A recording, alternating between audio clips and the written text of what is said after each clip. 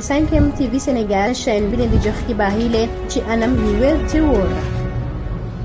Juan Branco di nag avocat bay layel Ousmane Sonko daal dinay àddu jëm ci gis-gis bi nga xam ne nag gis na ko maître Sidiki Kaba daal di koy wax jëm ci mbir mi le moom mu jàpp ni kon la ñu wax loolee dara amu ci. moom dafa weddi la ñu daal di wax mu ni itam li ñu wax daal lu rëy la ndax gis nañu ñoo xam ni rek dañoo génn di rey askan wi nekk ci ay woto waaye itam mel ni ay rek nervi yoo xam ni xamuñu ñoom fan la jógee ñun kay loolee la ñu bëgg xam rek